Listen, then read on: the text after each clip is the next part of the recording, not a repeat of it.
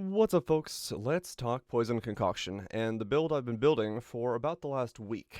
I started with Explosive Concoction last league, and I saw another concoction skill, so I thought, you know what, I gotta give that a shot again, even though last league was kind of a bad start. Let's not talk about that.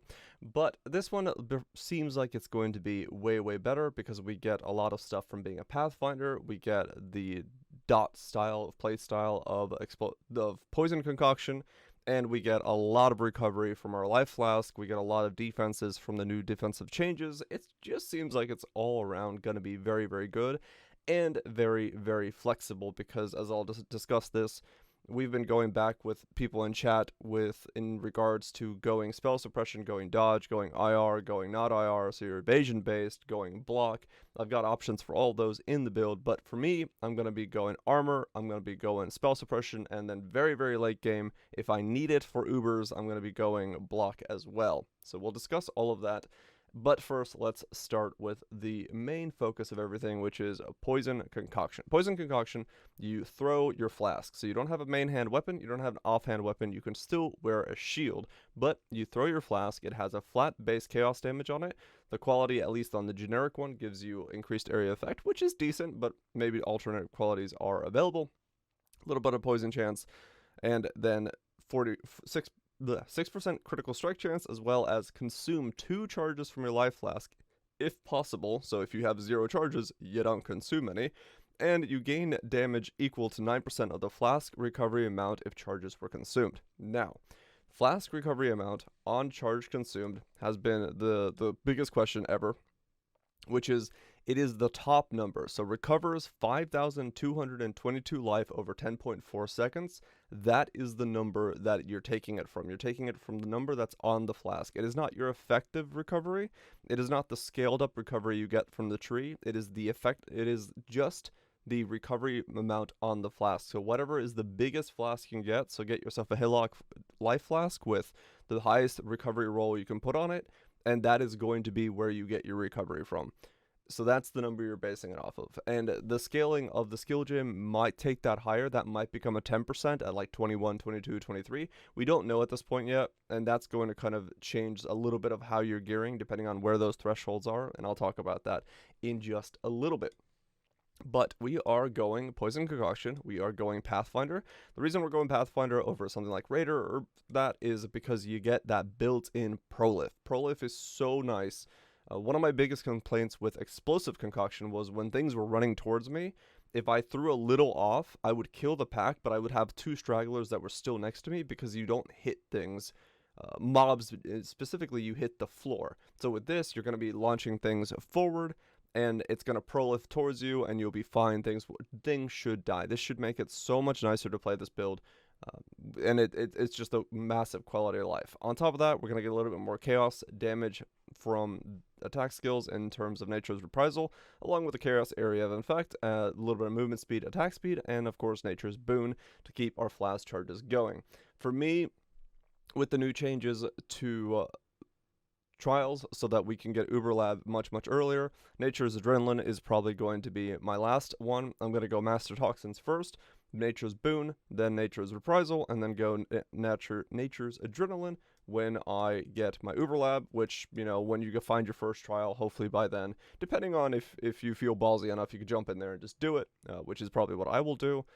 That's what I'm going to end up doing, just jump in there, get them all done. So it's not really an order thing. The biggest thing for me, though, is going to be Master Toxins for the Prolif, and then Nature's Boon to keep up my charges. In terms of how I plan to level this, it's actually going to be pretty simple in terms of what the leveling process is. You just come down straight through here, you grab a couple of little lives, you grab a little bit of the Master Toxins, you grab yourself this poison thing right here, bam, you're good, you're leveling.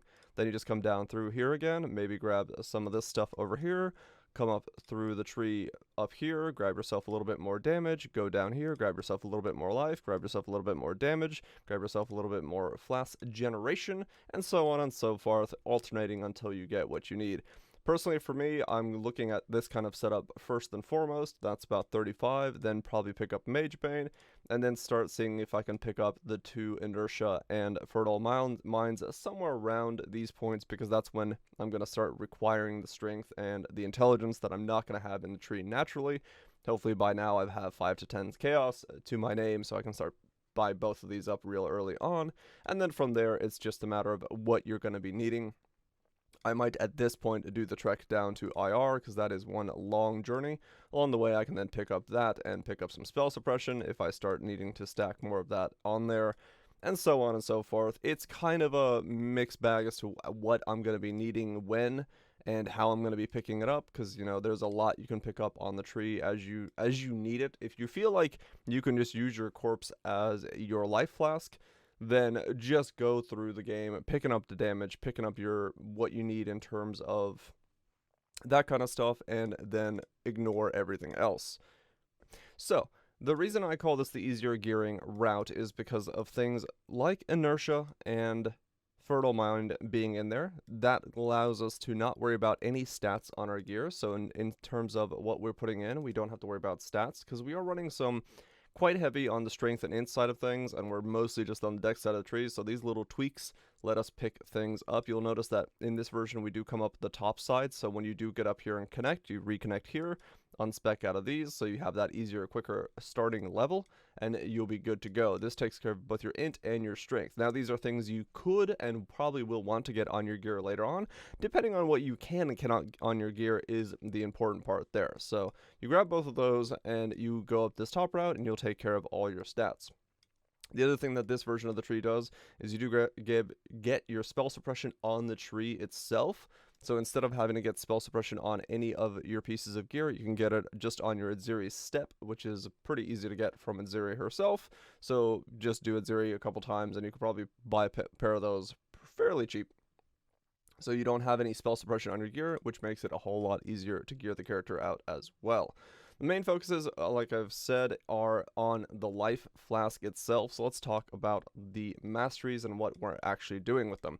Most of our masteries are going to be in terms of gaining utility charges for our utility flask, gaining life charges for our life flask, along with a flask applied increase effect to you. The reason we do this is because life flask is the lifeblood of this build. We don't really get any leech besides this little bit here for mana leech, which I'm hoping will solve it, or if not, I'm going to be running clarity. So we're going to be running Explosive Concoction with some combination of these skill gems. I don't know exactly at this point as to what the combination is. That's why I have them all here, but not all selected, because it depends on what you want to do. Empowers, of course, are going to be very difficult to get early on, but they're probably very strong depending on the breakpoint you can get to. If you can get to 10 or 11% of your flask gained, that's a lot more added flat. The problem is, do you need more added flat or do you need more percent scaling? In which case you might go something like Deadly Ailments, something like Swift Affliction instead. So it's going to be kind of versatile in terms of what you want. The ones that are locked in for me are GMP, Added Chaos, Unbound Ailments, and of course, you know, Poison Concoction. Here I just have Explosive because we don't have the gems in Path of Building yet. I prefer GMP because I am usually closer to enemies when I'm fighting them. If you are someone who likes to stay back further, then you're going to be better off with Volley. The difference is how they spread. When you're close, the tightness of GMP is better because you get better overlap. If you're further away, Volley has a better chance of getting the overlap because they don't spread out as far as it does with GMP. So if you're debating between those two, that's what you're going to be needing to take. That's just a personal preference. As far as the other stuff, just kind of whatever colors you can get on your links are going to be best. If you can get all greens and one blue, then just run that. If you can get two blues and all greens, run that. Realistically, they're all going to be pretty similar until very late game, where then you're going to start worrying about which one you want to use, what your attack speed at, all that stuff.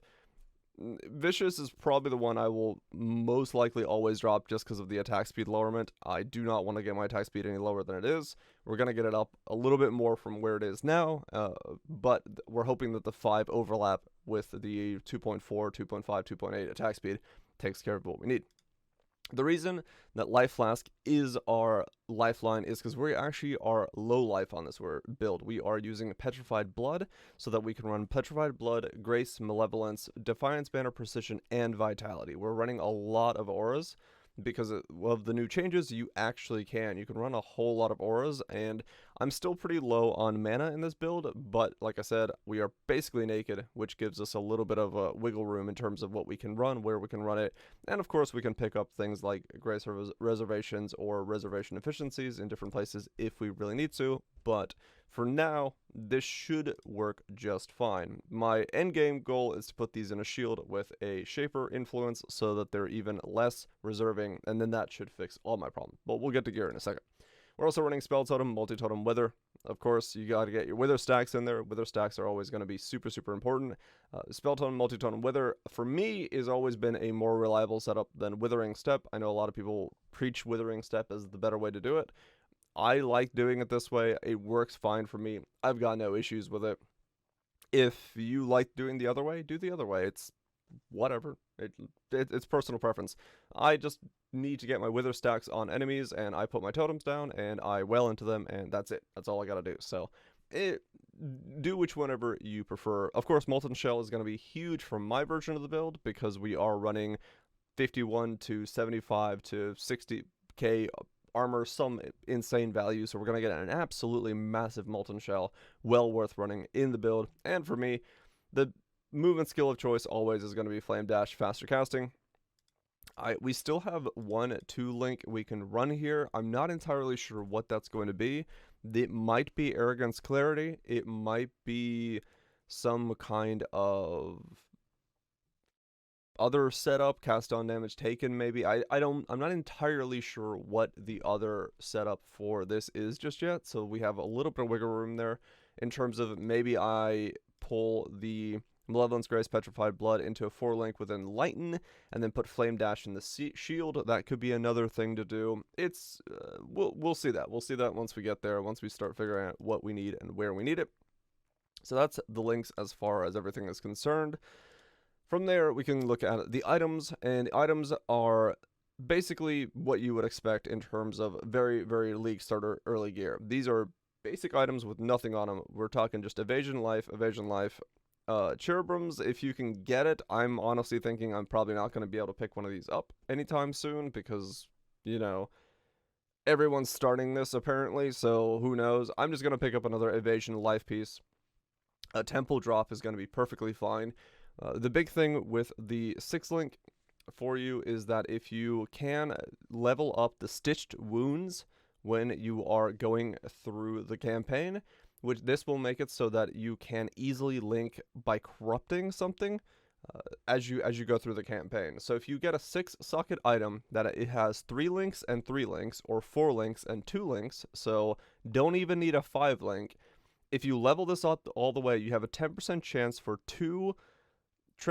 transform to add a link between 2 unlinked sockets. Now, with a 3-3 and a 4-2, there is only 1 unlinked socket, and you can Scourge something 3 times, so it's a 10% chance, once this is leveled up, 3 times in a row for it to link. Now, you are gambling on a corrupting of an item, so your colors have to be correct, you know, fairly early on, unless you want to use one of the new orbs.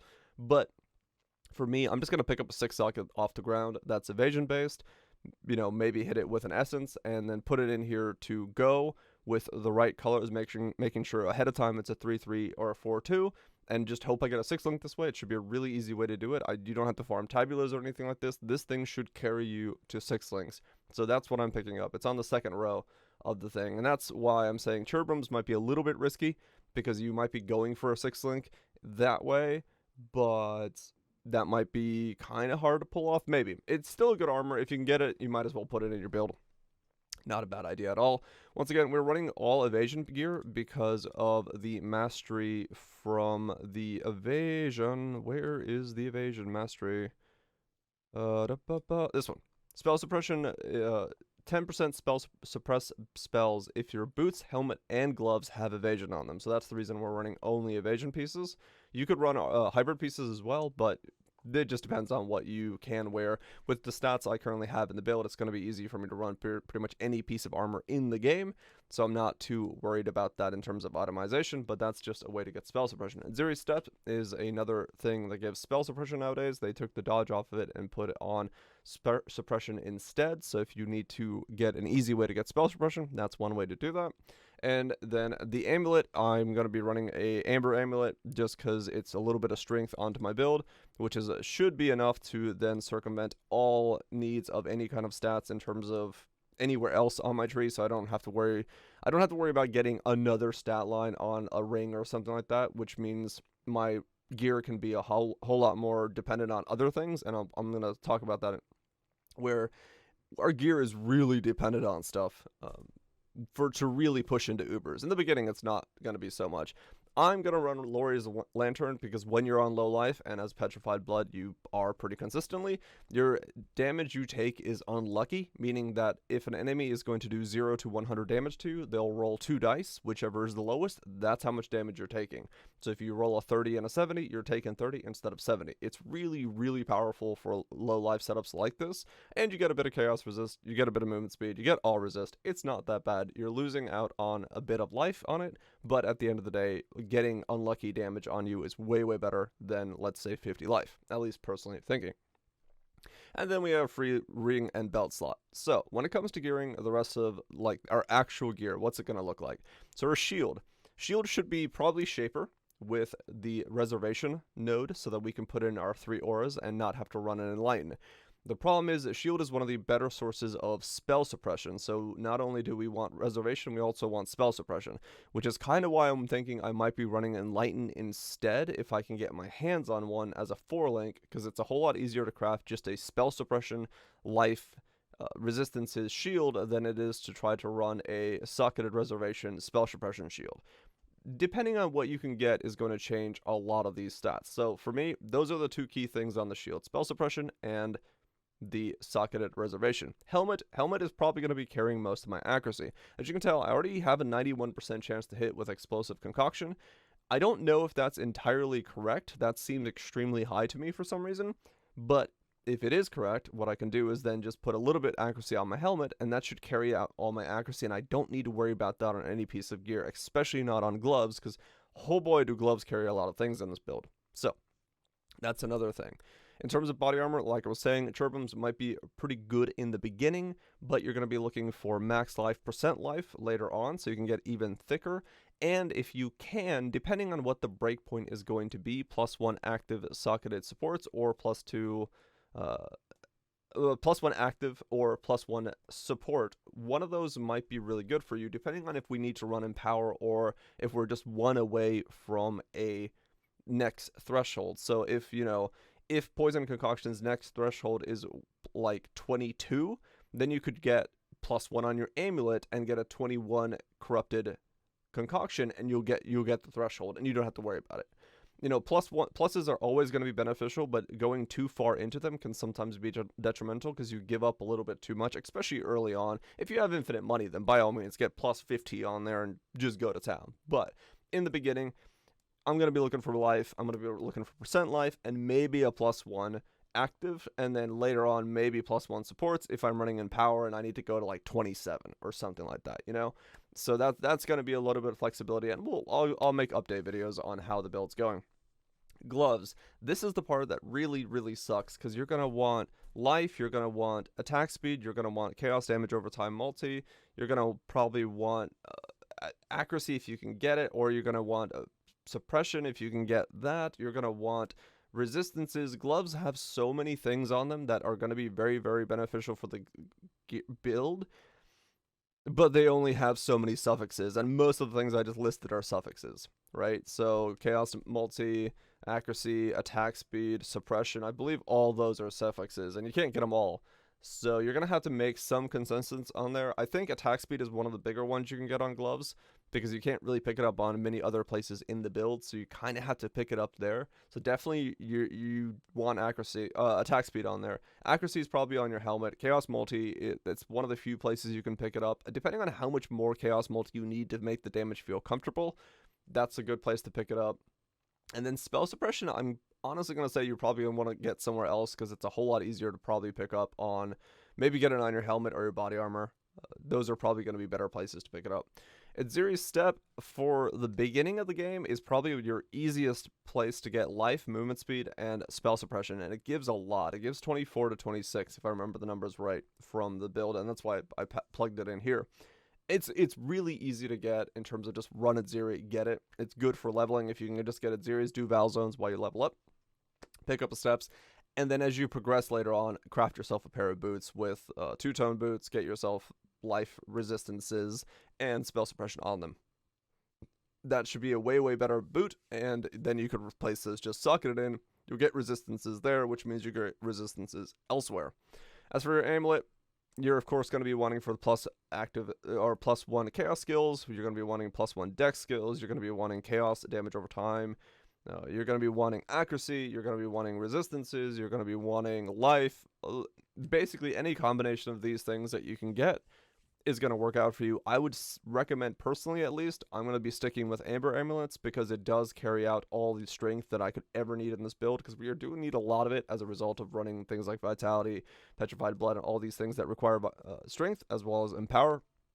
So Amber Amulet's just going to cover a whole lot of that for you, so I would go with that. Lori's, like I talked about, just really good for a low life build, and then your second ring and your belt is just going to be covering things like your life, your resistances, things of that nature. Belts are going to be carrying a lot of the life and the resistances, at least for me.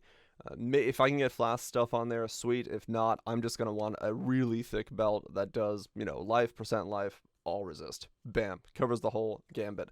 And the biggest thing for me is I do want to get Chaos Resist at least to 75 in this league, because you've got Uber Chiula, and Uber Chiula is going to require a lot of Chaos Resist, right? It's not going to be a fight that I assume is going to be nice at all to do that if you don't have Chaos Cap. So I at least want to get 75 Chaos Resist, and it's one of the reasons I don't have an Anoint in this build yet at all, because worst case scenario, I'm going to Anoint Cleanse Thoughts, double my Chaos Resist, and then figure out how to spec into like one with Evil, and then I'm Chaos Capped, right? It's like super easy to get Chaos Capped if you need to go that route. So that's another option available to you. I don't have an Anoint in this build because I don't know what the best Anoint is. It might be that you get Chaos Resist and then you'd spec into Prismatic Skin for +2 max all resist. That might be another way to do it. That way, if you can somehow get Crystal Skin in as well, then you got +3. There's a whole lot of things you could do. I just don't know what the best way to do it is, so I can't recommend those just yet, because I don't know how much I'm going to need in terms of D when I get to the end game. And so let's talk about that. Let's talk about how and where the versatility of the build comes from. Number one thing, gear, very easy to get. Oh yeah, and Flask, we're running Stib Knights. We're running, on the easier gearing setup, we run a Jade, Silver, Basalt, Witchfire Brew, because no one runs Witchfire Brew, so they're cheap as anything. And then, of course, our Life Flask, very easy setup. Inertia and Fertile Mind, and of course, finally, Survival Instincts.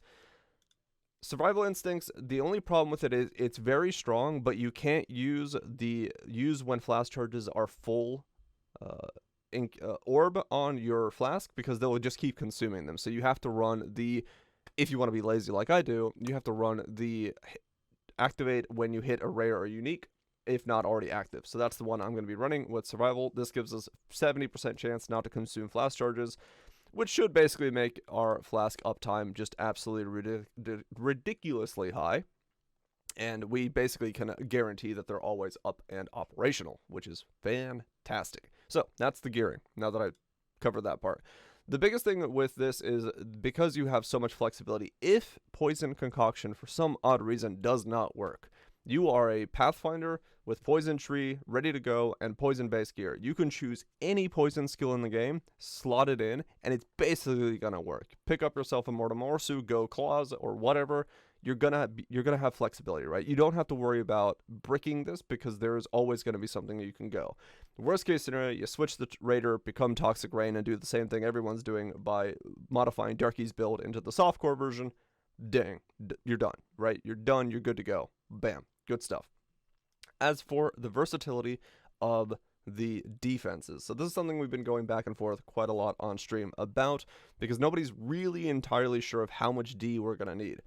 Personally, for me, I'm going to try the armor approach, because I like consistent damage. I've said it on stream, but I would rather be shot with a Gatling gun of anchovies than randomly take a whale to the face. So for me, armor and mitigating things into smaller numbers is always going to be better, because it's damage that I know is coming and how much is coming of it. If you end up being the type of person who likes evasion, just drop IR. That's it. Just drop IR, and your evasion is now 42,000, right? IR, I got 68,000 armor. Drop it, 42,000 evasion. Done. Your evasion. You don't have to worry about it anymore, right? So that's one way to modify the build. If you want to do more of a dodge-based build, well, you could still keep something like Mage Blood, and then just spec into more of the suppression nodes, get your suppression up another 50% by getting it on your gear, and you're dodge capped. Done, right? You could do a dodge-based version of this build by just going into acrobatics, getting a little bit more spell suppression on your gear, specking a little differently. Boom, no problem at all. You know, if this one's right now 86, just do that. Bam. Grab those nodes, and wabam, you're 123 with nothing on the gear besides the zero step. You just need 27 more, and you're capped. So very easy to do, very easy to set up that way if you want to go that way. But for me, the way I'm going to be trying to do it in the beginning is going to be IR. It's going to be spell suppression by using this cluster over here, so that I can get it very cheaply on the tree and zero step, which caps me. And then from there, all I gotta do is level up a little bit, because this is 87, the easier gearing route. And then we can go into the no block tree, which means we drop this section over here. We get 14 spell suppression on our gear. And then from there, we get Entrench instead, because we're going to be gaining life flask charges when we suppress a spell once again from that, which is really strong. Still using that suppression mastery there for an extra 10. This is level 92. So we get a little bit of life. We get our spell suppression on our gear, and we're still that basically armor type. Once again, if you don't want to be armor, just drop the old IR. You got 46,000 evasion with decent-ish gear, and all of a sudden, you know, your spell suppression, you're evading, and you got a little bit of block from your shield. From there, if we want to keep pushing further and make the build even, you know, more tanky, if we need more tank, we go into the block route. So the block route, instead of, you know, grabbing this cluster and stuff over here, which is what I would be grabbing in the no block version, which would be Spike Concoction, Mender's Wellspring. The block version, we go over here, we grab Versatile Combatant, we grab Reflection, we grab the block node over here, and we get our Shield Mastery. And now all of a sudden we've got 68k armor, we got spell suppression a little bit from our gear. Once again, we need that 14%, and we got 50% block with a little bit of spell block, and to top it off, we chuck in our roomies, and we got ourselves to 50-50 just like that. And once again, because of the way that our flask are maintaining due to the inclusion of survival instincts, we should basically be topped off with flask charges all the time, never dropping them. So now we have something that has good physical mitigation, it has 50-50 block along with spell suppression. So we should be blocking and evading most, mitigating most things. But if you want to, drop IR, bam, once again, you're good to go. The other thing you could be thinking about doing is if you can get more of your stats on your gear, you could drop inertia and that. So all of a sudden Mage Blood is giving you way more, and you can use these jewel sockets for something else as well. So a lot of flexibility in this setup in terms of like how you want to go about getting your little pieces going.